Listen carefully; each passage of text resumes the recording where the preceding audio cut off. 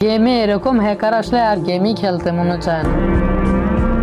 অনেকে তো এই হ্যাকারদের জন্য গেম খেলাও ছাইরা দিছে। আর এই জায়গায় গারেনায় নর্মাল প্লেয়ারের আইডিগুলা ব্যান করতেছে, হ্যাকারের আইডিগুলা ছাইরা দিতেছে। অনেক নর্মাল প্লেয়ারের আইডিগুলা কিন্তু গারেনায় ব্যান করছে, অথচ হ্যাকারের আইডিগুলা দেখতেছি কোনো কিছুই করতেছে না গারেনা। গারেনা থাইকো তুমি তোমার হ্যাকার নিয়ে, যখন আমরা নর্মাল প্লেয়ারগুলা চলে যাবো তখন বুঝতে পারবা।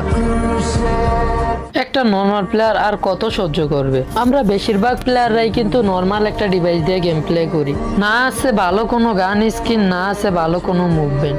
তা দিয়ে একটা ভালো প্লেয়ারের সাথে ফাইট নিতে আমাদের হিমশিম খেতে হয়, তার ভিতরে আবার এরা। ভাবছিলাম এই আপডেটে কোনো হ্যাকার থাকবে না, গেমটা শান্তি মতো খেলতে পারবো, এবার গ্র্যান্ড মাস্টার পোস্টটা শান্তি মতো দিতে পারবো। কিন্তু এরা কোথা থেকে প্যানেল হ্যাকগুলা লাগায় আসে আর আমাদের নর্মাল প্লেয়ারগুলাকে ইচ্ছা মতো মারে।